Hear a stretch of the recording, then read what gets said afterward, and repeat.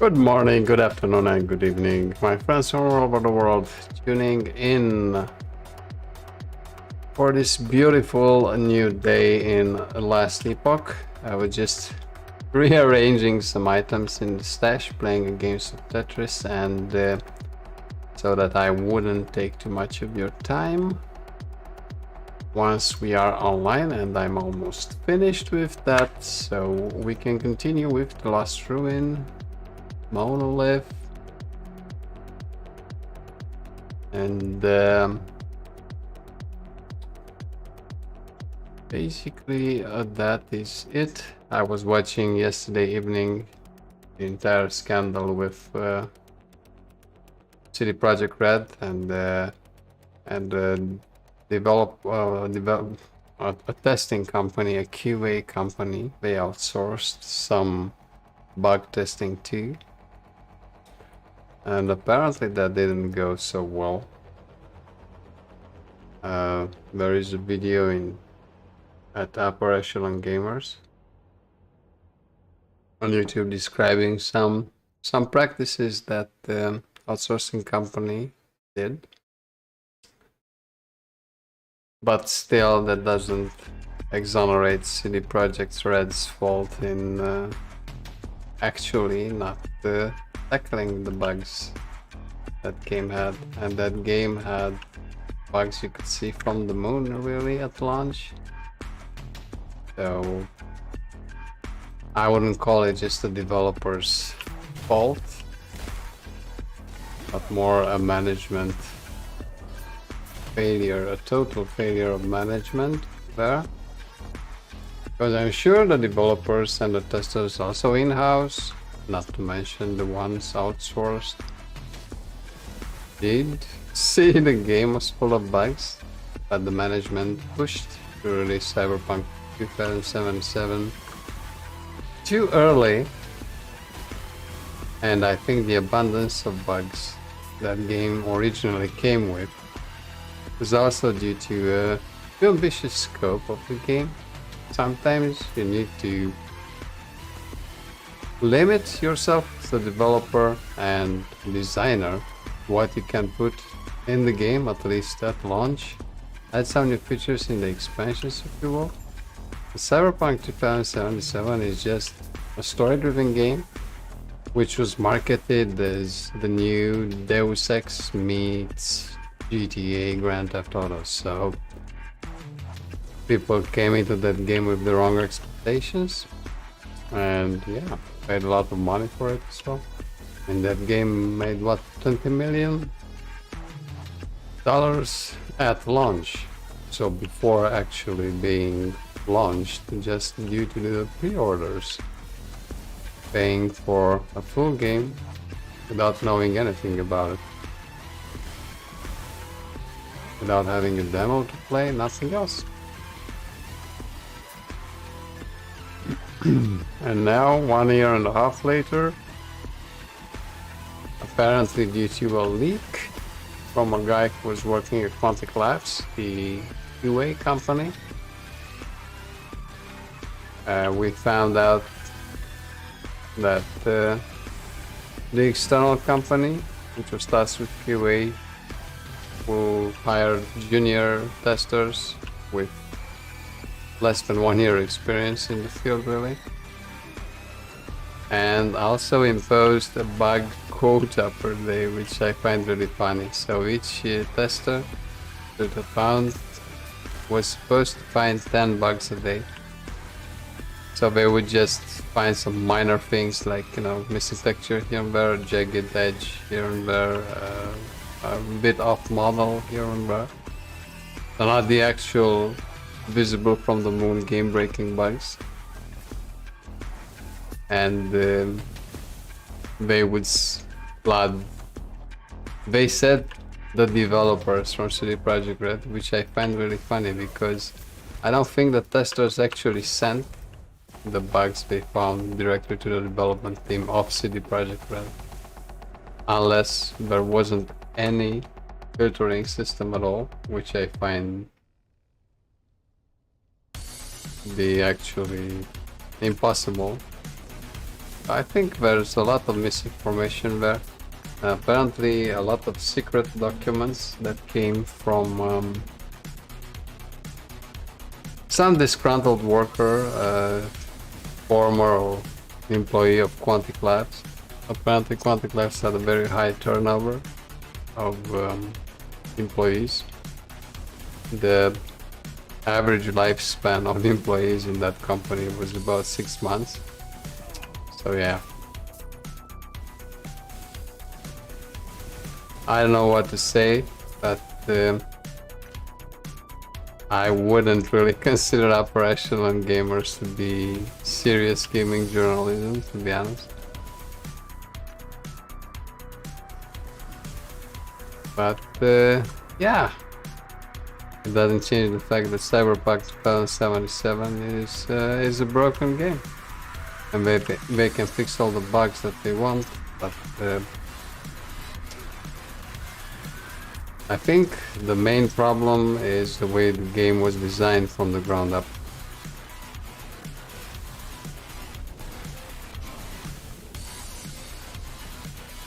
Hey Jake, how's it going? Change your name a bit there, huh? It's your J now. Is it okay to call you Jake, or want me to call you something else? I've seen a couple of times. I actually followed your stream as well. I think I was your 5th follower or something like that. So, good stuff. Good stuff. How's it going with your streaming?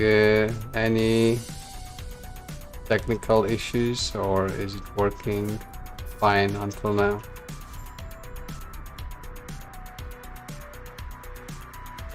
Yeah, it's a lot to learn. It's a very nice hobby. Something I do as a hobby myself, so I'm having a lot of fun while doing it. Yesterday we had like 14 viewers or something like that. A couple of new guys as well, and yeah, it's always nice to meet new people, talk about the game, figuring out where everyone is coming from, and yeah, it's shaping up to be a very nice little community, let's say.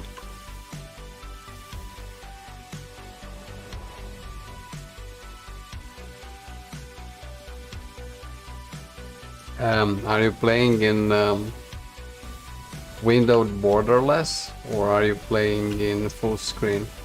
Let me just show you what I mean.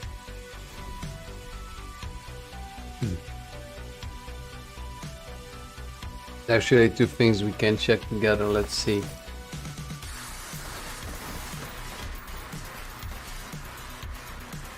So here in the graphics options, first you also have the streamer mode. You can check. Limits your FPS to 60, among other things. And the display mode, you can change it to borderless window. That actually helps you because then you can move the cursor in between other screens if you want. So instead of full screen, you can put it on borderless window and check the streamer mode.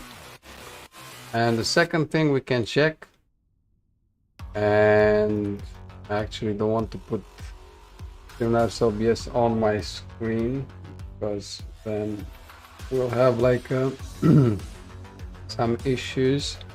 But here, this is the options for the Streamlabs OBS. And if you check the video, it would be best to make sure that these 2 resolutions coincide. So this is the canvas resolution, basically what you are recording from your screen, and you should switch it to the resolution of your main monitor. You have the display capture on. I'm streaming in 1080p, as you can see, and the output scale resolution should be at the same size. So maybe that's why your screen becomes 1/3. I'm not sure, I'm just assuming. So if we can check these 2 settings, this one in slabs or OBS and the other one in game.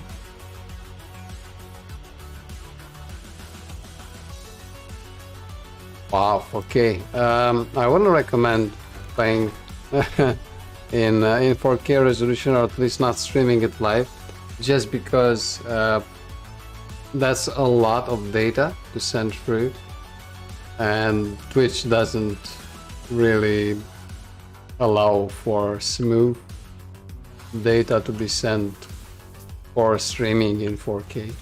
I would recommend 1080p maximum. Of course, there's also 720p,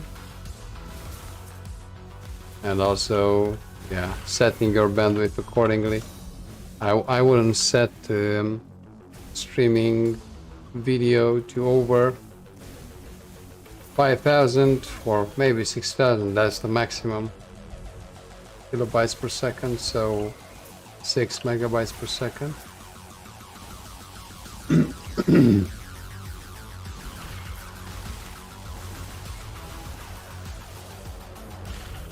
So those are the two settings you can check, one in game and one in slots. Regarding the screen size,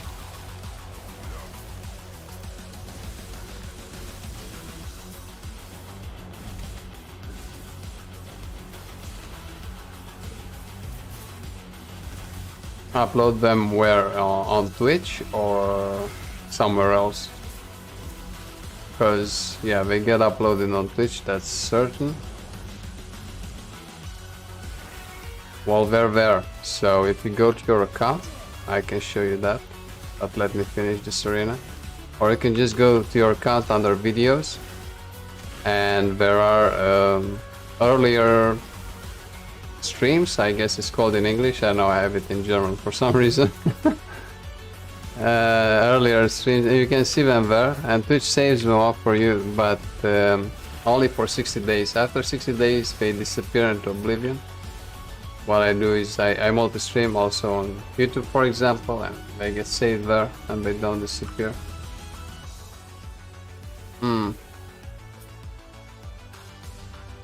Not really sure what that is about, to be honest. So this arena is done. Let me check my own channel. Let's see. So we go to Twitch, Boris TV. Well, now I'm streaming, of course, so it's going to create a little nasty effect. But basically, here on videos, you see filter by featured. You can select past broadcasts, for example, and here you go. Actually, yeah, and they get saved for 60 days. So if you want to save them somewhere else, like on YouTube, stuff like that, you can just export them, because from the dashboard in Twitch you can also export videos to YouTube. I do that with my stream highlights. For example, I have this little let's see, I have this little channel of mine here, and I export like little bits, like highlights, like this one, I don't know, couple of minutes, this one. So you can just make your own highlights of the stream, find a nice interesting moment from the stream, and you can export it to YouTube if you have a YouTube channel as well.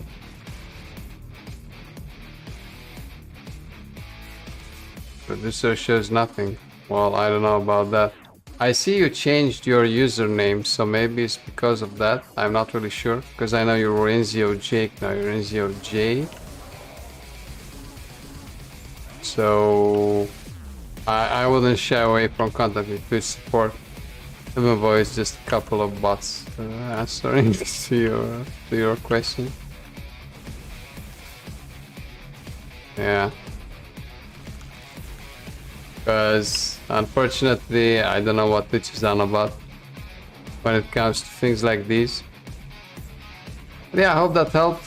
Check out that base canvas and output resolutions, because yeah, if your screen gets reduced to 1/3 of it or something like that randomly during the stream, then yeah, that's actually a big issue for your viewers.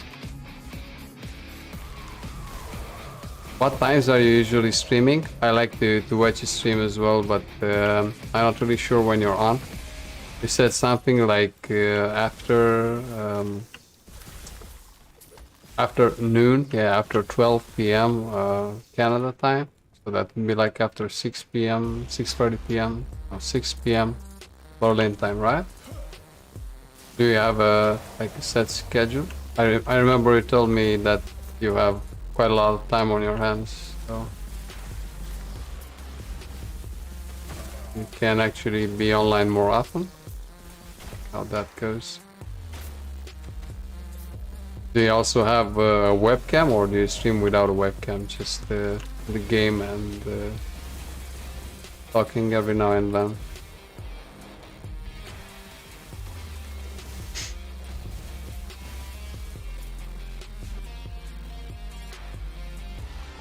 And hello to everyone coming online. Thank you for joining the stream.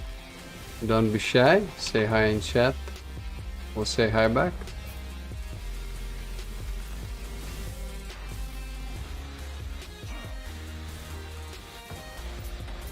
Yeah, whatever works for you, but I mean, it's just a hobby.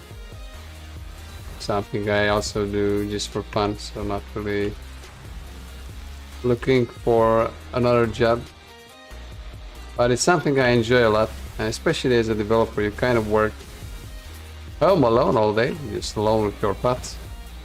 Wife is also away at her own job in the office. So it's kind of an opportunity for me to also interact with, you know, people from all over the world, and not only talk by myself, which is basically what I'm doing. I'm talking by myself in front of a webcam, but since I know you guys are over there and watching and, you know, responding on chat, then it's also a way to socialize nowadays. Kind of a way to socialize we've all gotten accustomed to, especially since the pandemic. Everybody knows what a Zoom call is, what Slack is, what Discord is, and all that stuff.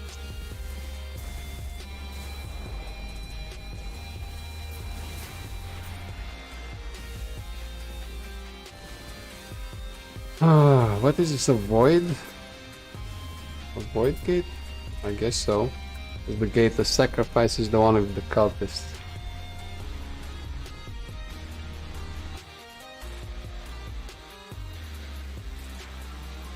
To be honest, a dedicated external webcam shouldn't be too expensive. When I started streaming on YouTube Live, the pandemic was actually raging on, and the webcams became very expensive like overnight. So I bought the Logitech whatever C92, P92, whatever, the streaming webcam, and they made it more expensive by like 50% overnight. So I waited for a while, but eventually I got it at almost the original price. But I remember in the first months of the pandemic, man, the webcams were so expensive just because everybody was buying one to join the Zoom calls and whatever.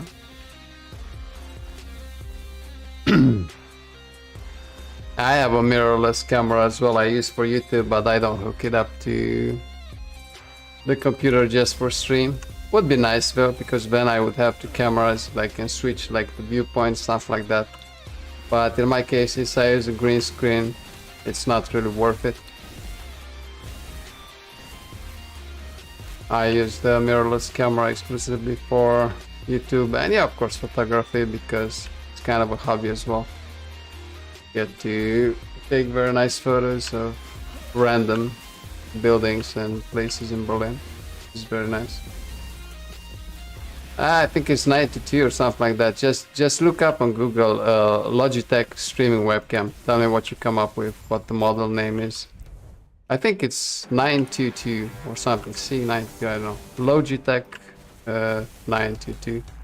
The idea is I'm not advertising any company making webcams or whatever. The idea with that webcam is that it can record and stream in 1080p. Most webcams, especially the laptop webcams, record in 720p. So if you want to know your beautiful face in the highest resolution possible for streaming, man, yeah, get a streaming webcam. I'm sure there are other companies that make very good webcams, to be honest. I just know that this is one of the higher rated ones. 42% all resistances while channeling. Well, that's new. So if I channel focus, what I get 42% all resistances. Let's just check if that's true. So let me just put this on, and then when I channel, yeah, it's actually true. So all resistances get increased by 42%. Very nice. But of course, me and the Twisted Heart, we have a special relation. Well, I don't want to get out of here just yet. So let's check the skill tree, because the Twisted Heart also adds 1 point. Yeah, 920. Yeah, exactly. So you see, this one adds elemental spells, all of them. Nice. Okay, so I want to increase the damage here, and here with teleport you take less damage from hits, sure, and this one travels faster and deals more damage, sure. Yeah, so whenever I take an item off that gives me skill points, I have to put them back in. Yeah, so I guess that's the one nowadays. Can you tell me how much it costs nowadays, because I don't even know anymore with this entire inflation thing.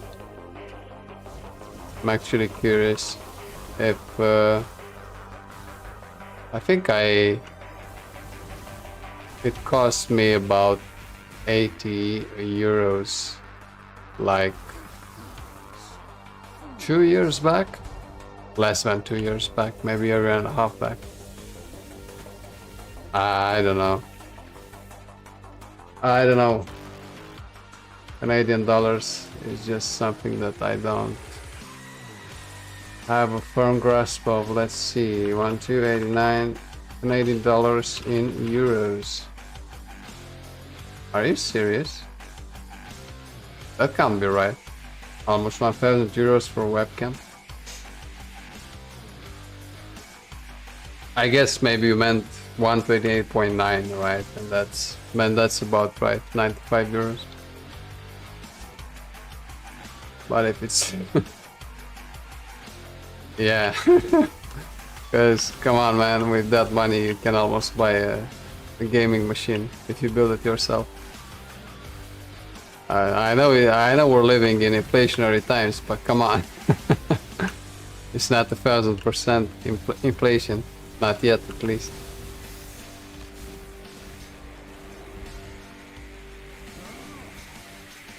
So how do you like streaming so far?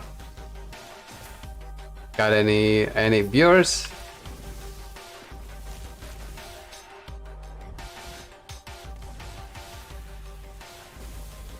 When did you actually start? Because I don't remember. Like a week ago, right? Because you joined the stream the first time back then. And I think, yeah, you had some issues, like you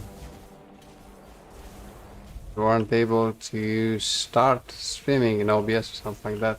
Are you actually still using OBS, or did you switch to Streamlabs OBS?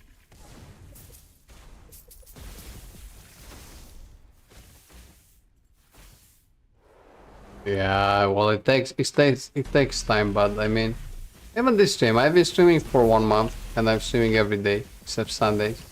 So I'm here every day, even if I don't stream for a lot, like an hour and a half, Mondays to Thursdays, and Fridays maybe 2 hours or so in the evenings, maybe a bit more, maybe a bit less. and then on Saturdays 3 or 4 hours. But still, you know, where nowadays everybody can stream, right? Everybody can do a show. And also Last Epoch doesn't have such a large following just yet, so it's a bit harder to get discovered by people who are interested in content like this, right? So it takes time. You kind of need to be there, and once a viewer writes in chat or anything like that, talking to them is very important. And I guess a webcam helps as well. I mean, I don't watch streams where the streamer doesn't show his or her face. I mean, streaming for me is like, you know, we're hanging together like in a bar, or you know, you just come on over to my place, we play some games, yeah, you pop up some beers, and it's only normal that you should see me. It's not like I'm a beautiful boy or anything like that. It's just that, you know, we're friends over here, and it's only normal that we see each other, have a good time together, play some game. In this case it's Last Epoch. In the future it might be some other games as well. And yeah, that's the whole idea. Just chilling together and yeah, having some fun with our own main hobby, gaming. I would assume when I was a kid it was kind of nerdy to be, well, a nerd for a geek. Nowadays everybody says, yeah, I'm such a geek, lol, I'm such a nerd, lol, because I don't know, apparently it became cool. It's like the chic of the geek. As a kid, I don't know, it wasn't cool to be a geek. Had to be a jock or something like that.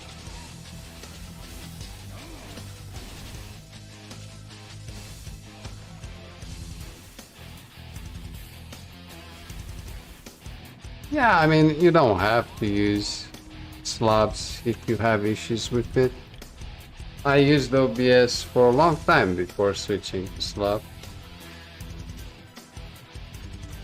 Yeah. Now it's now it's cool to be geeks. I know there was a movie with like yeah, 21 Jump Road, I think it was, whatever it was. I think it was a remake after some older 21 Jump Street, exactly. It was a remake after some TV series, I guess. Yeah, see, these were the TV series, and there was a remake. So the series were from 87 to 91. 1991, and this one was with Jonah Hill and Channing Tatum, yeah? And a pair of underachieving cops are sent back to a local high school to blend in and bring down a drug ring, right? So basically, they're like 30-something-year-olds, movies from 2012, and they go back to high school like undercover just because they have like boyish faces, well, Channing Tatum and Jonah Hill. What do you expect, right? And of course they have to mingle with the students, and you know, and they were very surprised to see that the jocks didn't have anything to say in high school anymore. It was like these eco hipsters or whatever, like ecologists who didn't smoke, didn't take drugs, and yeah. So the geeks like took over the high school, which wasn't the case when we were of that age, right, Jake?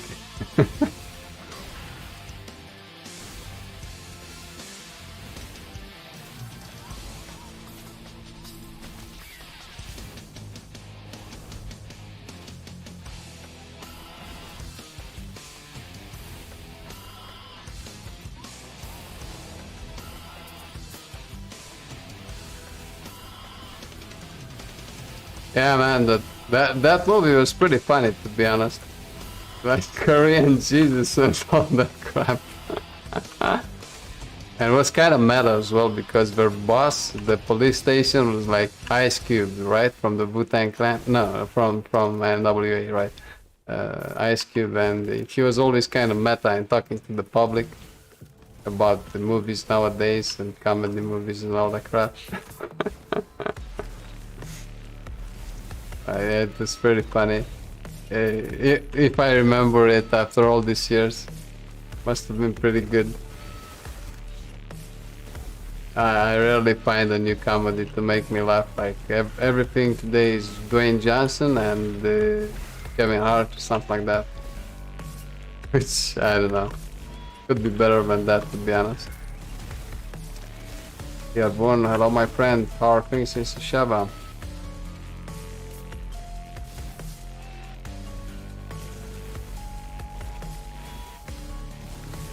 Oh, by the way, Jake, Yerbun is also from Romania. Jake here, he lives in another country, but has Romanian roots as well. So I don't know how this happens, but yeah, I had a guy from New York once, and here on the stream, and he told me, like, he asked me where I'm from. Said, yeah, originally from Romania, this country, small country, southeastern Europe. But I live in Berlin now. And the guy from New York said, oh, my best friend is Romanian. Okay. It's a small world, what can I say?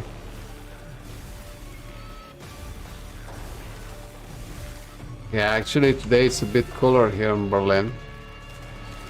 I'm starting to appreciate cooler days. Even though I waited for this summer since last year in September. Yeah, because I'm working from home, it gets pretty hot here, and of course no AC. You won't find that in Berlin. No air conditioning, and yeah, it's a bit extreme.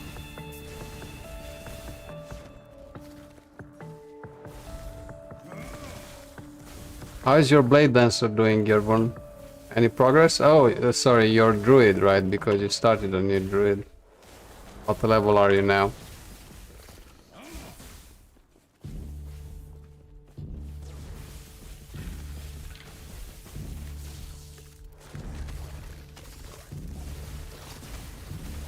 Yeah, Jake, I have a Discord channel as well, but I guess people are kind of already fed up with having to join every streamer's Discord channel. So I don't think, I think the novelty for Discord kind of wore off. I myself am only in a couple of channels, like in a Last Epoch German community chat, my own server, and yeah, the Last Epoch Discord as well. On and off, I joined the Streamlabs Discord just because sometimes I have technical issues to bug them about them, but yeah, that's about it, to be honest. I don't like to spend my time on too many Discord channels.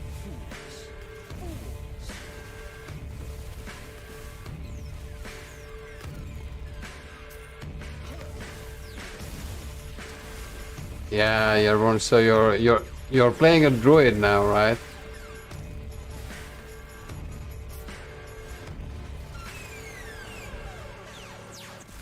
Or still a blade dancer again?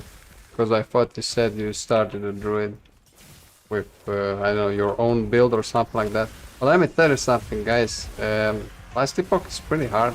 I mean, it's tempting to try your own builds, but you won't learn the game overnight, because this game has some different mechanics, and quite a lot of them, from Path of Exile itself. I mean, Path of Exile had, what, 3 resistances, the elemental ones, right?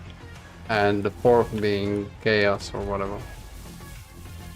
But this game has a lot of different mechanics, and it takes a while to learn them all. So don't expect to be making an endgame viable build with your first build you make. And Blade Dancer isn't the class I would start with when playing Last Epoch, to be honest. Blade Dancer is pretty complicated. It's a bit like the Assassin in Diablo 2. It wasn't a expansion character for nothing. I was playing the assassin in Diablo 2. I imagine in Diablo 4 as well. This would be one of the starting classes. It's not the easiest, because it's a melee class, but it's also can get pretty squishy, high damage, critical hit, mobility, a lot of mobility. You kind of have to know all the mobs, you have to know what they can do. I would start with something tankier, to be honest. First time playing to level 100 and let's say 300 corruption or so. Once you get to know the game, you're comfortable with it. Sure. You can try out the more challenging builds or masteries.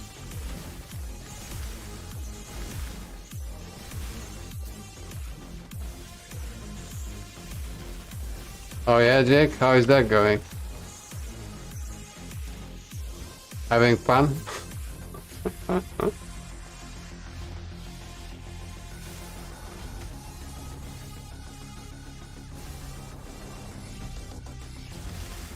I mean, instead of Blade Dancer, I would just play the Marksman, I think it's called. The one with the bow and arrow. Just because you're ranged and you can at least run away if shit is the fan. Yeah, it's something I didn't really understand. I tried to build a Blade Dancer myself. Got it up to level 36, so not very high. And I couldn't get those shadows, man. Basically, I tried to build a tree so that whenever I cast shadows, they all cast shuriken once. So the screen was full of shurikens. But yeah, they didn't seem all that powerful to me because they would just cast shuriken once and then disappear. And it was pretty hard to position the mobs as well. I don't know. I didn't get a good feeling while playing it, so maybe, I don't know. Just wasn't my style. Or it's also possible that the mastery still needs a lot of work to make it actually fun and viable. I don't know. I'm just playing the game, man.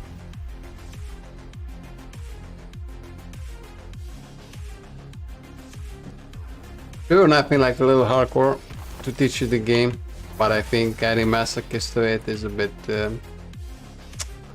over the top. I don't know what to say, but man, I don't know if I'll be able to do it. So let's see, what about that item rarity? Well, I guess we can do it with 400%. So let's go and do Gaspar already. Told him 108 times. What's one time more? And guys, do note the info text in the upper left hand side of the screen.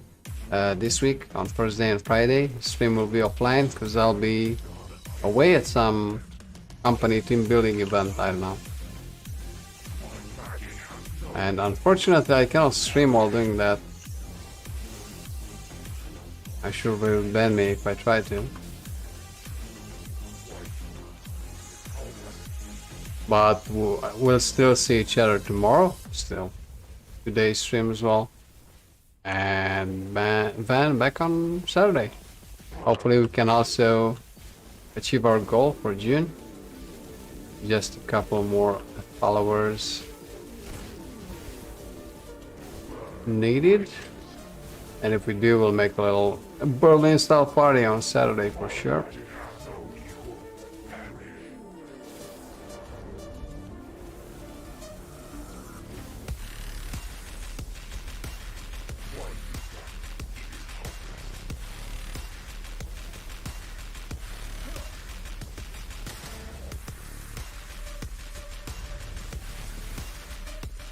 It doesn't affect the drop rate, and hey, common hours, you just get double the damage with half the health, or something like that.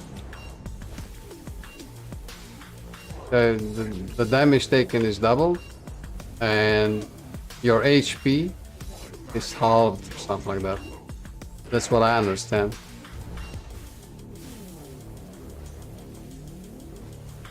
Common hours, we got a fellow hardcore player here. in ZOJ or Jake. So you can exchange tips and tricks.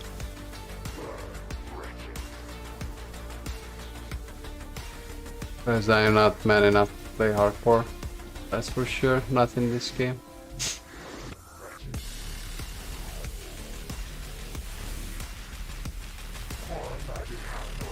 Well, if he's healing all the time, then at least he's not doing a lot of damage. So let's just hit him with everything we have, kitchen sink and everything. Just throw the kitchen sink at him.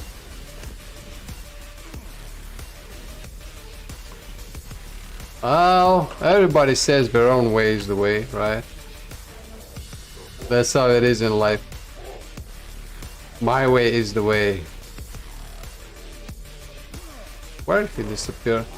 If he's healing again, man, I'm just rage quitting this game.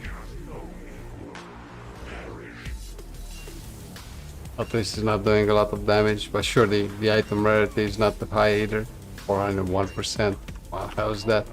Amateur hour.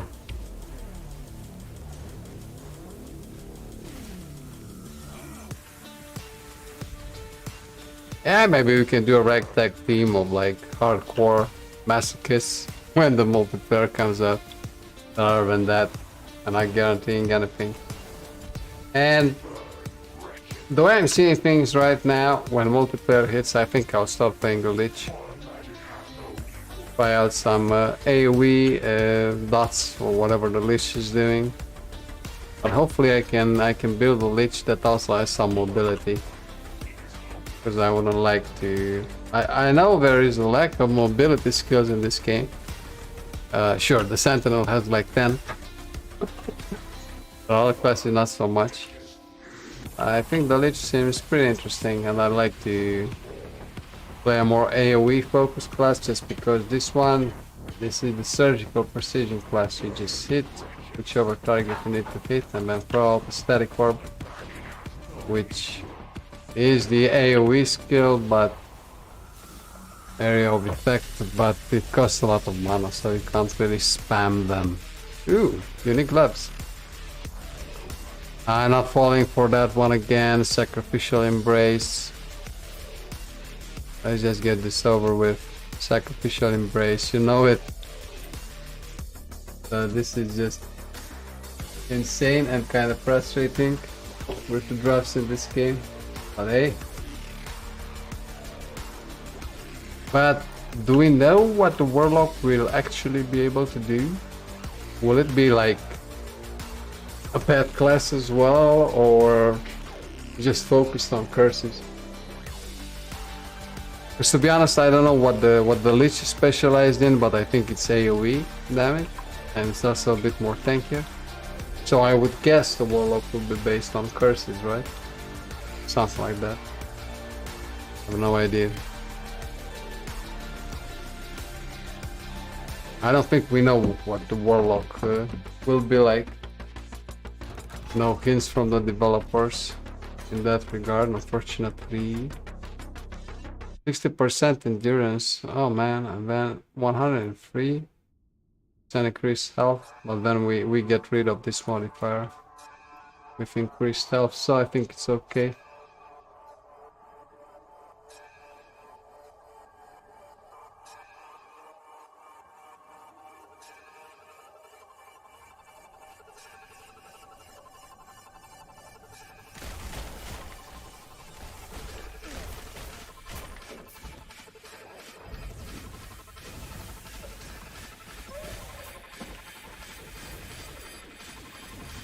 Hey, are we Abu?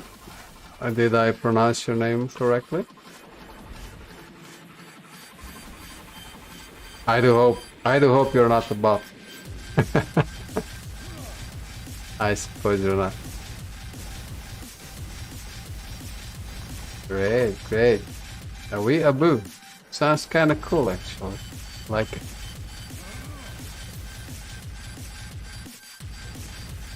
How are you today, my friend? Welcome to our little chat. I actually like newcomers that aren't afraid to say hi in chat.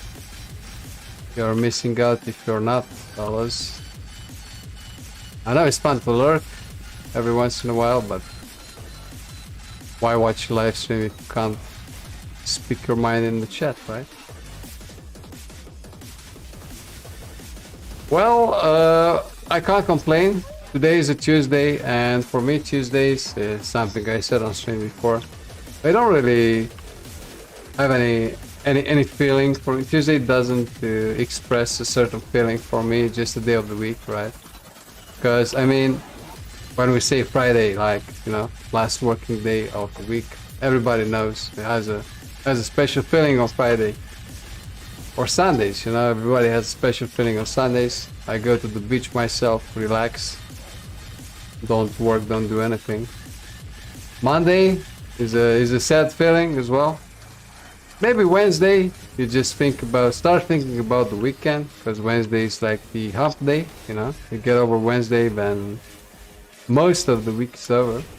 But Tuesday, Thursday, these two days for me don't really express any kind of feeling. You know what I mean? Hope I didn't ramble too much, Ben. How about you? Where are you today, Awi Abu, on this fine planet of ours? Myself, I'm from Berlin.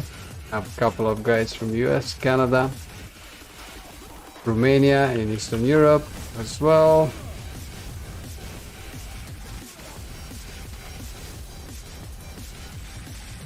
So I take it you are somewhere in Europe as well. I stream myself after work, but I'm lucky enough to still be working from home, and then I can start a bit earlier. Oh, hi neighbor. I'm in Berlin, in Germany. So we have some guys watching from, let's say, the West Coast or even the East Coast in the US, just because the stream coincides with our mornings or close to our lunch breaks. And we also have, of course, guys from Europe or Central Europe, Western Europe, who come from work and yeah, also want to watch a stream. I actually managed to fit in a pretty nice schedule for the stream. Happy to get new guys over here, guys and gals, to chat with. My dad actually lives in the Netherlands, in The Hague. Very nice. During summer, I prefer port towns myself. I should move to Hamburg for the summer and just you know, enjoy the breeze.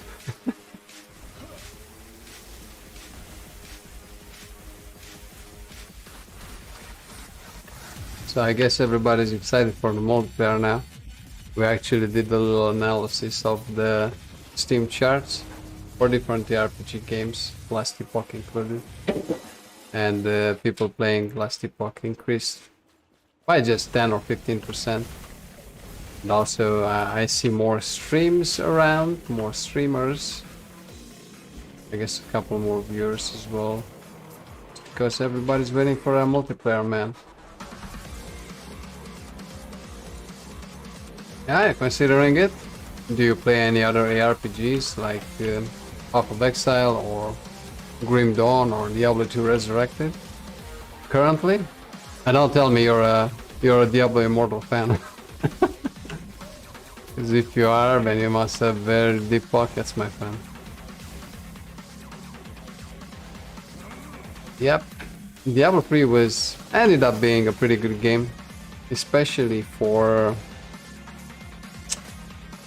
someone trying to get into the RPG scene. Diablo 3 is a very good introduction, and yeah, once you get bored with the end game or greater rift runs in Diablo 3, you can switch to something more complex.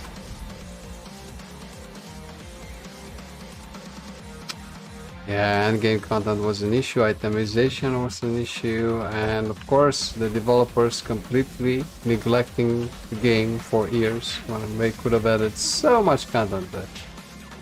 It is what it is. And now seeing what we did with Diablo Immortal, I'm not expecting them not to butcher Diablo 4 as well. So yeah, Last Epoch is the great in between. It's more complex than Diablo 3, and endgame can keep you, even in this state, endgame can keep you busy for 100 or 200 hours on only one class. And also, it's not as complex as Path of Exile, which jumping to Path of Exile directly from Diablo 3 is kind of it's kind of overwhelming, let's put it mildly.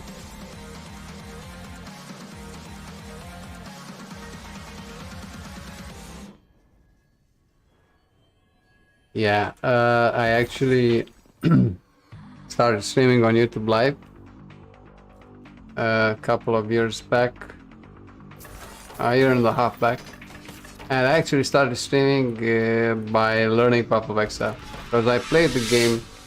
Thank you very much for the follow. We are actually very close to our monthly goal. So I started streaming by learning Path of Exile online, yeah, live with viewers. Got some very nice guys helping me out, infos, and I played it for about 200 hours after not playing it since early access and release in October 2013, right? So I didn't play it in 7-8 years. I just wanted to see what's going down, what's new, yeah. And I managed to learn it or understand the mechanics to get to a point that I can actually enjoy playing the game. And surprise, surprise, when I actually tried to play the game more, I didn't enjoy the gameplay itself. And while theory crafting and analyzing the game and using lots of external websites and tools, it's kind of titillating for my developer brain, let's say. I didn't enjoy the gameplay itself. The gameplay itself was, I don't know, combat feel was not good. I didn't feel it, man. I didn't feel it. So for me, Last Epoch is a very good middle ground between, let's say, Diablo 3's gameplay and Path of Exile's complexity. Because here you have skill trees, and you also have, of course, character trees, and actually passives. Yeah, you have the passives for different masteries, look a lot like Grim Dawn or Titan Quest. And then you have the skill trees as well. You choose 5 skills, and yeah, just go ahead with that. And it's complex enough. So, actually very enjoyable game, even at this early access stage, let's say. So we can go with the increased health further on. Yeah, my all-time favorite is Grim Dawn. I still play that game on and off, especially with friends, where I just start an online game and there's always someone joining the game, or I just join another open game. That's just a great game, especially for co-op, but also for playing alone at your own pace. And not sure if you played Grim Dawn, but that game has, you always have 2 passive skill trees or passive trees, because you combine the classes. You are always leveling up 2 skill trees in parallel for 2 different classes of your own choosing. And then you have the devotion system, is what it's called, which is like a very big constellation type of tree, and the skills are grouped into constellations, let's say, so they look like stars. And the nice thing about the devotion system in Grim Dawn is that some of the constellations you can link the passive to a skill. So basically you augment skills. you either change the damage type, let's say from fire to lightning or whatever, or you cast another skill, like when you're, let's say, shooting your pistols, when you also cast the circle of flame around you. If enemies come near you, they get burned, all that good stuff. So Grim Dawn is what I really recommend. The problem with Grim Dawn is that nothing is procedurally generated except some endgame roguelike dungeons, and there's no real randomness factor to it. That's the only issue. So if you don't mind doing the campaign over and over again, Grim Dawn is a great game to play, especially with a friend or two. And Last Epoch is, yeah, the next big thing, let's say, because Grim Dawn is not actively developed upon anymore, unfortunately, because it could have used a third DLC or third expansion still, but yeah. Last Epoch is kind of the next big thing, but there's still a lot of work to do. Looking forward to that multiplayer sometime in autumn, and for the bugs to get solved, hopefully until the end of the year. And then we'll see a lot of, in my opinion, we'll see a lot of balance patches. There are still 3 masteries missing out of the 15 promised, so we have 12 masteries already. But I won't say all of them are endgame viable, let's say, or good busters, that's for sure.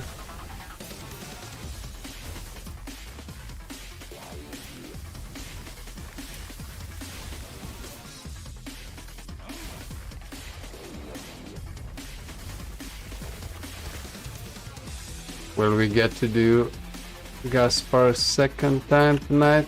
I'm not really sure.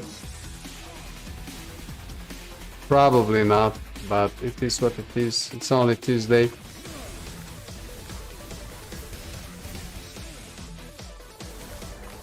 And I'm just repeating myself a bit, but just make sure that everyone knows this week's stream will extraordinarily be offline on Thursday and Friday due to me going to some team building event for the company I work with.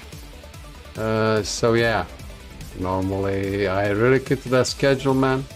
So anyone new who's wondering, when is this guy streaming again? Pretty much every day except Sundays, and you can see my schedule, you know where, my channel page on Twitch. You know what to do, I'm sure. Well, if you wanna get it, consider the fact that it's on the Steam Summer Sale right now. And the Steam Summer Sale is until the 7th of July. So currently it's 20% off on Steam.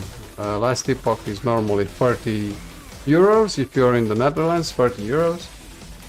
But with 20% off it's only 24 euros, and I've been playing it for 250 hours already. Let me actually check.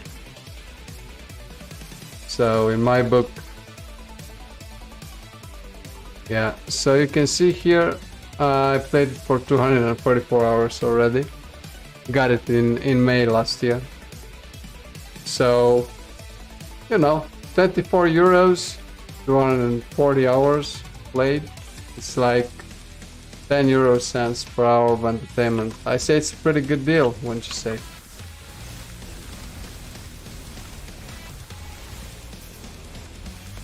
So what did you play in Diablo 3, Awabi?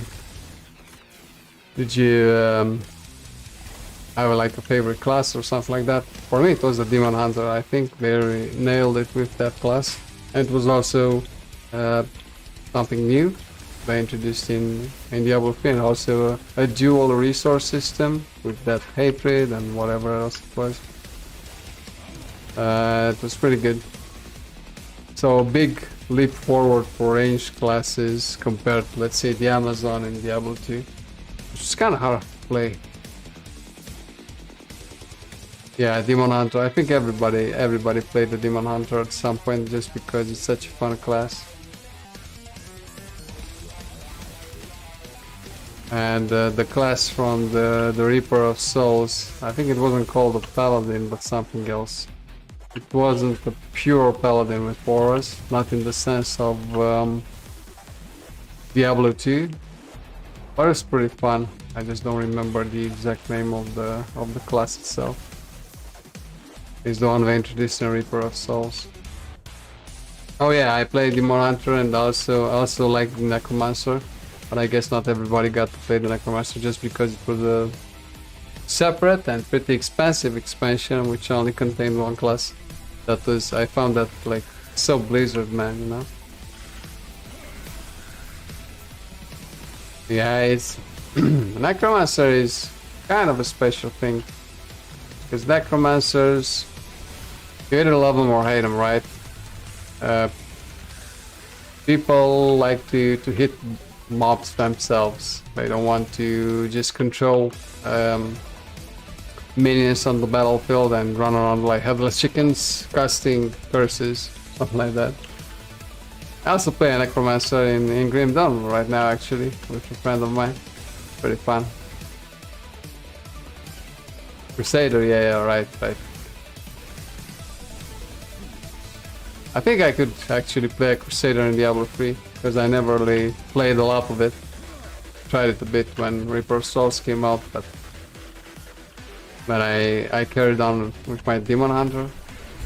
I took a break for some years and eventually I played the Necromancer as well, which, yeah, for me it was pretty fun. It was pretty well implemented in Diablo 3, I must say.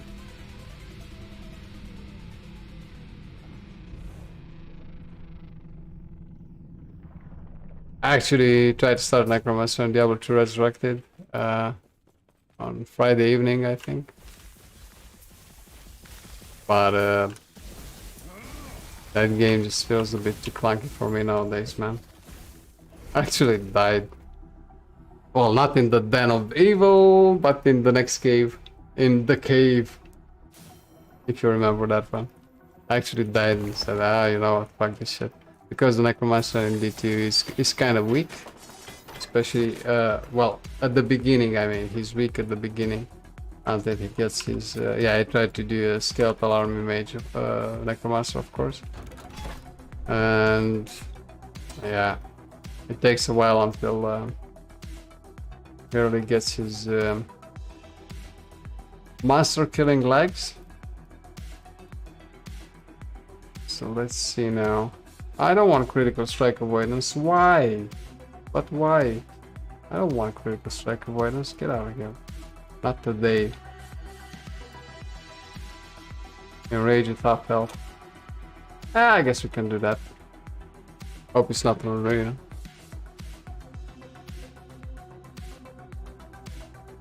Yeah, so here I'm playing a sorcerer. You can actually check the build here. We have some commands. You can just yeah, type them yourself in chat. Everyone can use them. And yeah, actually Last Epoch Tools, if you've never seen that website, is made by the same guy who made the Grim Tools for Grim Dawn. A guy who goes by the online handle Dammit. That's right, I shut him up. And Dammit also made Last Epoch Tools and looks very, very good. And yeah, you can press S key, so basically the game keys. To check the skill trees as well, you can press S from skills in that browser window. Oh no, flame spires. Not my favorites, but at least I can see the flame spires. My problem in the last ruin are the imprisoned and the void spires because I can't see them. Because everything is just so dark and depressing. Gray bluish, bluish gray. And here goes my mana. Thanks a lot. Yeah, look at that frame rate drop, man. The only issue with Last Epoch I have, which I actually doubt the developers can solve, is the complete lack of optimization in this game. And it's not about upgrading your system. You can get a 3080 and you would still get the same issues. The game is completely but utterly unoptimized, and the sin of this game for the developers is that they developed this game in Unity, and the engine Unity really isn't made for games like this. I mean, hell, Life is Strange was developed with the Unity engine, and you don't expect fast reactions and smooth gameplay with thousands of polygons, monsters and enemies on the screen in Life is Strange. But you do expect it in this game, so why the hell did they develop it with Unity? I don't know. Yeah, I'm a developer myself, but I stayed clear from game development because you really gotta have a big passion for games. And not playing games, but developing games to be a game developer. It's just reading the horror stories about developers for, let's say, Cyberpunk 2077, and all the crunch times and all the unpaid hours, not seeing their families for like months, just living in the office. No thanks, man, that's not for me. Yeah, web development too. Just like JavaScript, which is all the rage right now, React, Node, all that stuff. How about you? They're always trying to push me into DevOps, and I say I don't wanna. Right? Nowadays you gotta kind of have to do everything yourself. Yeah, nice. Laravel is a nice framework. It's a shame that not many new projects are developed with PHP and Laravel, because I think it's pretty nice. It's a pretty nice framework, and yeah, I just go with the flow, go with what's popular, let's say, what's sought after.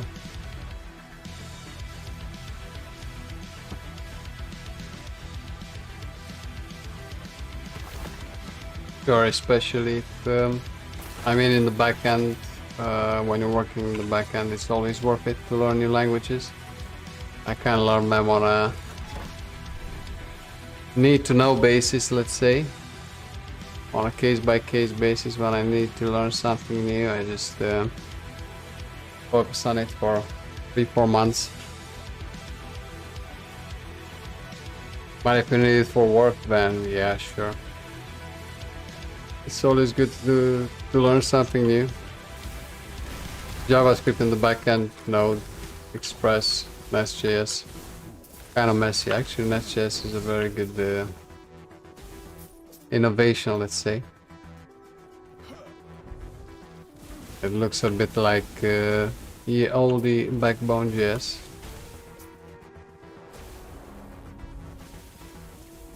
But yeah, I don't want to bore everyone here. If words that don't mean anything, most of the guys here. We'll just do a development chat. Probably not on Twitch at some point.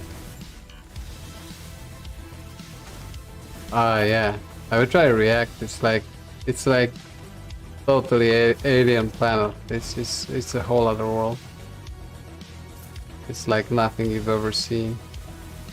Maybe I exaggerate a little, but React really is a different paradigm than other front-end frameworks. Yeah.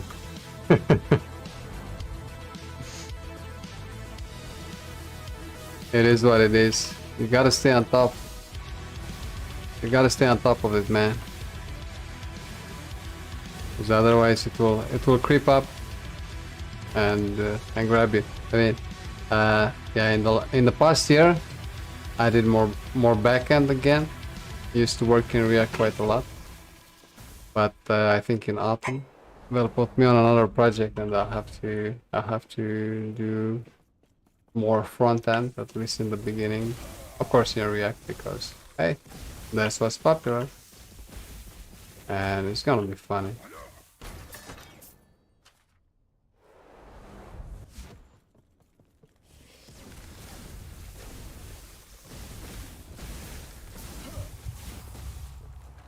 But now it's still summer.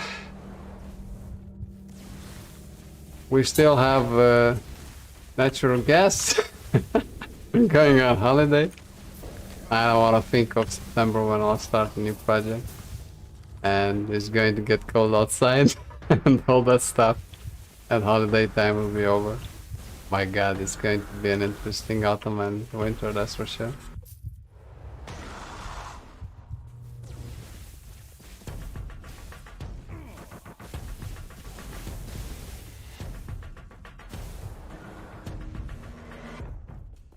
Are you going for your studies in the Netherlands also, or someplace else? But I guess if you're going in Netherlands, it's going to be either Groningen or Utrecht. Hope I pronounced that right.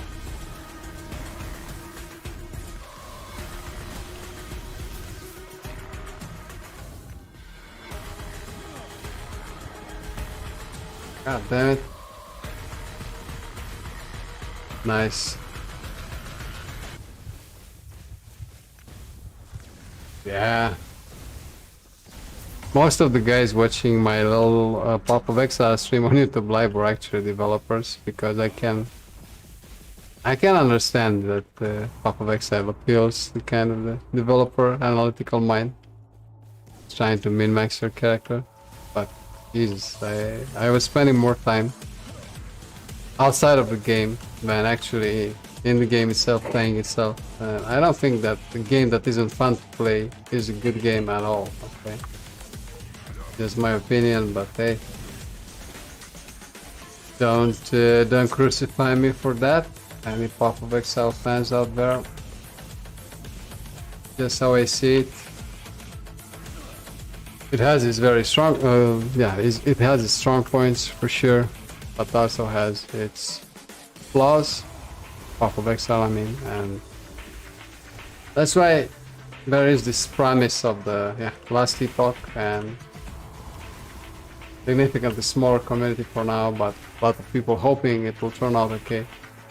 Last epoch actually brings the gameplay back into hack and slash RPGs while not dumbing them down to oblivion like Diablo 3 did.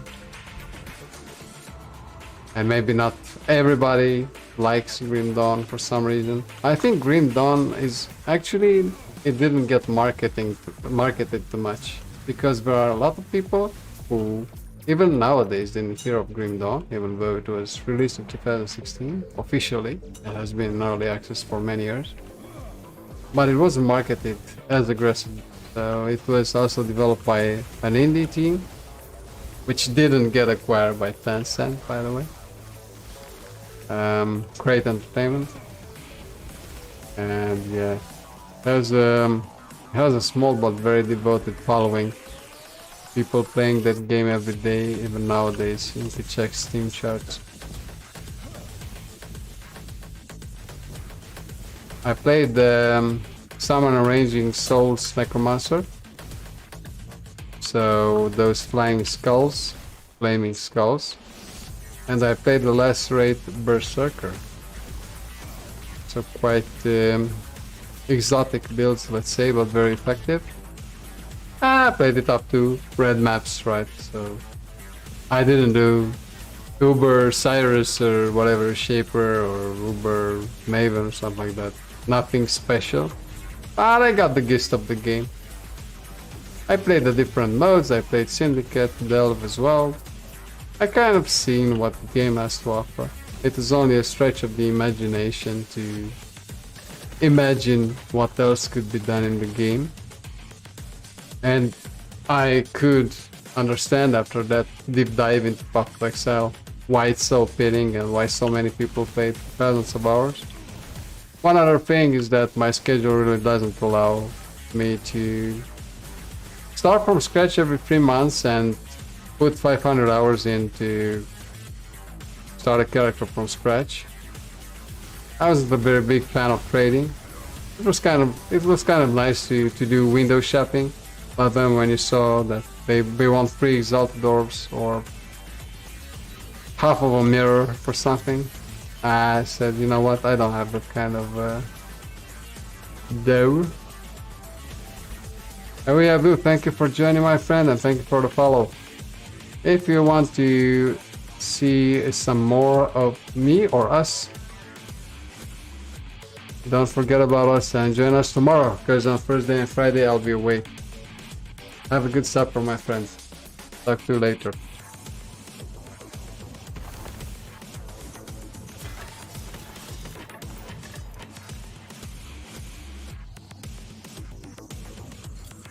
Okay, my friends.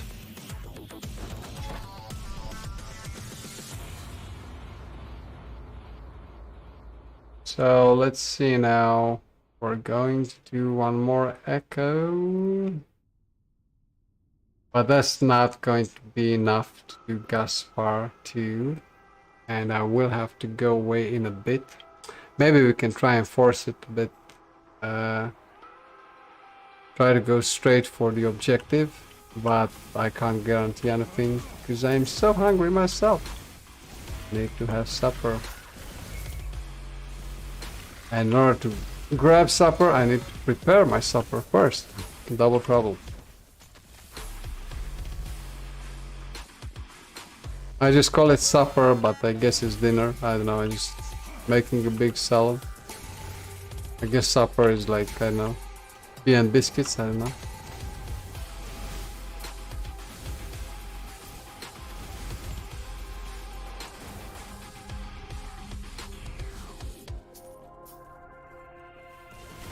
Oh yeah, and I also played, but I never got into the end game. The Cold Snap Vortex Occultist, the classic. I tried it a couple of leagues, but I just didn't have time to play all the time, and I didn't make a lot of progress. Plus, it wasn't fun. I wasn't having fun playing the game, so... You know, it's personal preference really, it's not everybody's cup of tea. It is what it is.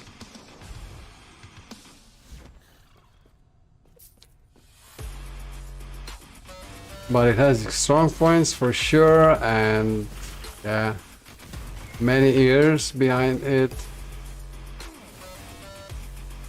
in which the developers had the time to add a lot of content, but they actually added content and not just waited for the years to pass like the Diablo 3 developers. Because Diablo 3 could have developed into a good system, and instead of coming back and focusing on Diablo 3, in the end we just abandoned it so they can release Diablo Immortal and Diablo 4 and release us for more money. And I'm telling you guys, I'm not going to buy Diablo 4 either, unless it's like something never before seen. I'm going to wait for a couple of months, see all the reviews, see what everybody else has to say, and of course, let's not forget a lot of YouTubers get money to promote games. But I'm not encouraging this madness anymore. I didn't download Diablo Immortal, I didn't play it, I won't. And I also won't buy Diablo 4, at least not on release. For sure I'm not gonna pre-order it. Pre-ordering is the worst thing you can do with games nowadays. This Cyberpunk 2077. Because yeah, I'm really pissed. I don't know. I'm sure that I won't make any difference. Doesn't matter. 20 million people will still buy that game anyway, even if it's 80 euros or 80 bucks. But I would hate myself if I would too, just because everyone else does.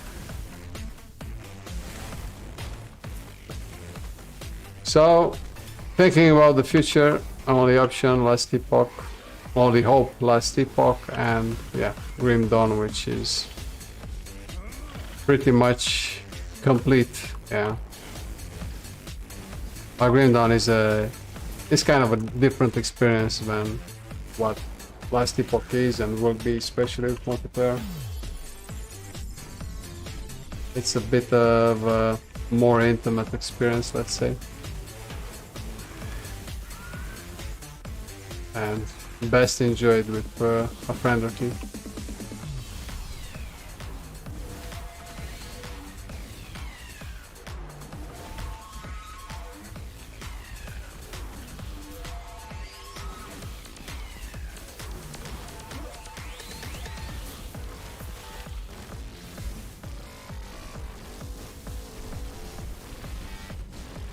Oh, not the exploding dinosaurs. Get out of here. Get out of here. Got that.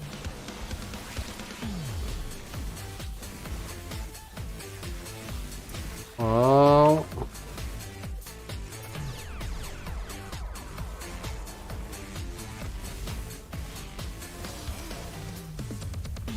Get out of here, exploding dinosaur. Go back where she came from.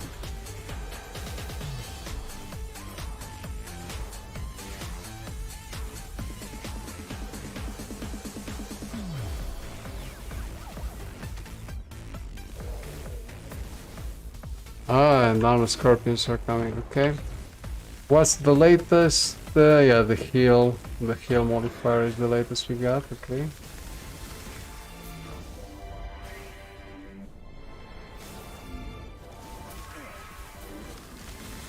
Are we done? Are we done? We're done.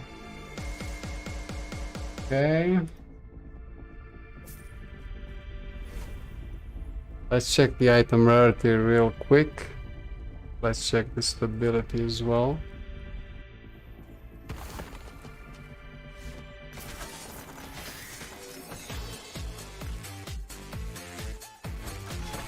Yeah, you know what? I'll do one more echo, and then we do Gaspar together, even if it's kind of time for me to go. But I think it's okay. I think it's okay. Resistances, damage, critical strike chance. Okay, so let's do this. Let's do this echo, and then we'll do Gaspar real quick. Hey, Diane. So first off, let's check for how long I played last epoch. So it's 234 hours apparently since May last year. 234 hours, and would I recommend it?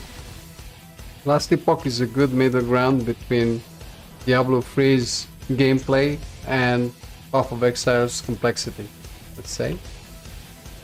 It's easy to get into, pretty difficult to master. It can be quite a difficult game, and you can do different builds of your own, but I would still suggest you follow some of the builds already available. Because it's not that easy in the end game, I would say. Combat feel could be better. Developers are aware of the problem and they are working on it. And talking about the developers, they've been very receptive to the community. They have a very active Discord server. They do a live stream with an in-house developer, Mike, every week on Twitch. I've never seen something like it before.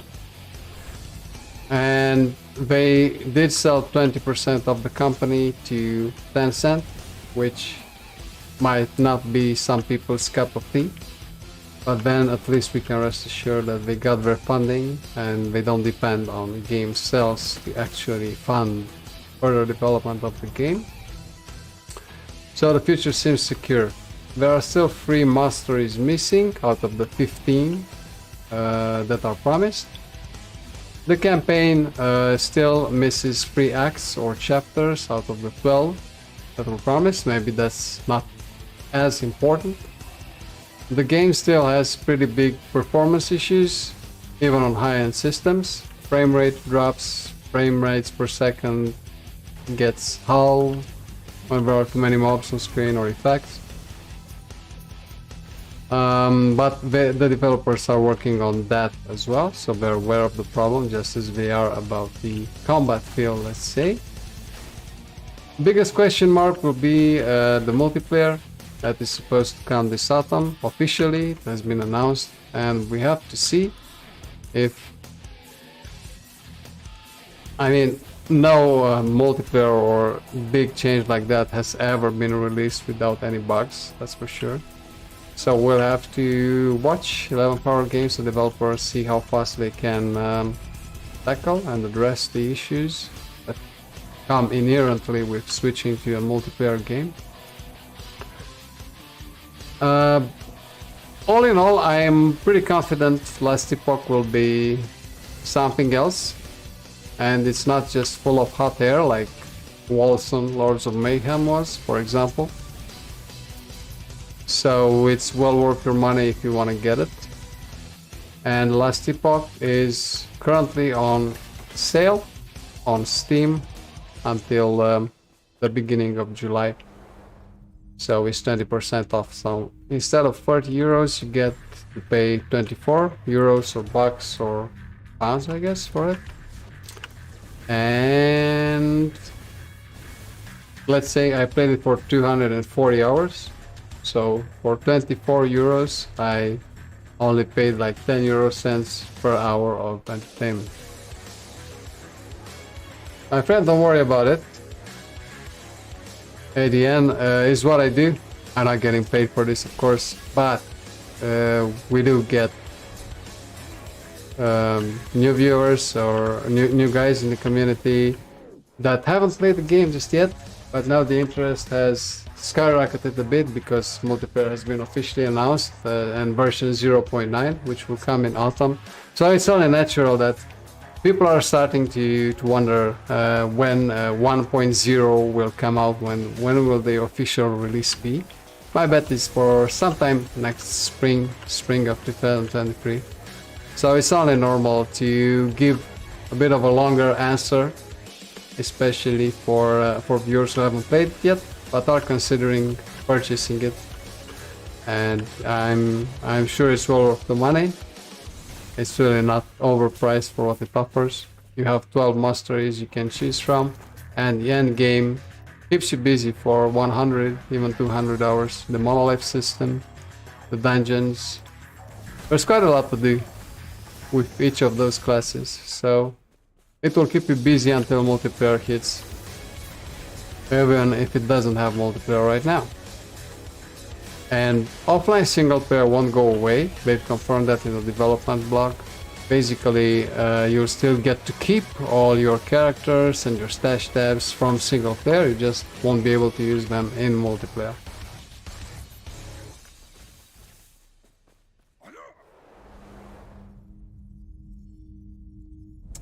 Yeah, well, we'll just have to see. This is something I've approached on the stream as well. It's actually my question too, because yeah, grinding your games, Chris Wilson did say that PoE 2 will probably come out 2024, but I'm sure they're working full gear, get the pun, to release it in 2023 as well, somewhere alongside Diablo 4. And Last Epoch will have to go head-to-head, toe-to-toe to the main contenders of this generation, let's say, of loot-driven ARPGs. So it's only normal. It will be interesting to see if they can actually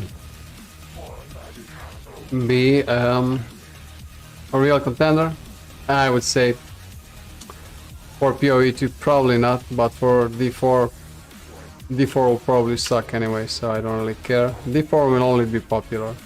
20-30 million will buy that game and play it, but at some point they'll get bored with it and they won't go to PoE 2, which will just be too complex. They'll go to Last Epoch if they get the ARPG hack and slash bug.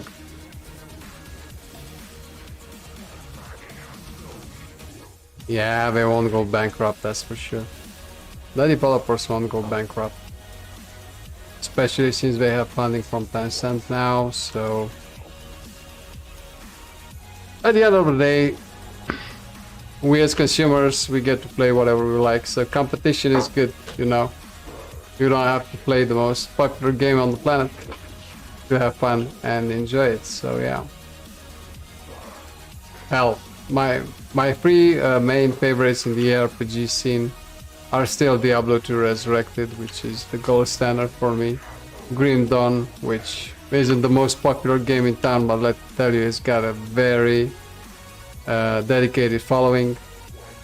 Thousands and thousands of people playing the game every day, and I always get someone to play online with. And Last Epoch, so these are my favorites. I don't care if they're not the most popular games in the world, it's what, you know, I get my joy from when playing a game of this type, of course. They actually got the Life is Strange True Colors on the Steam Summer Sale. I'm actually curious to see what that's about. Finished Life is Strange 2 like this weekend, because I still had an episode to play, the last episode. And I'm actually curious to see what this new Life is Strange game is about. But that's a story for another stream. My friends, Gaspar 110 kills, no Ravenous Void gloves. As you know, your boy and his luck, it is what it is.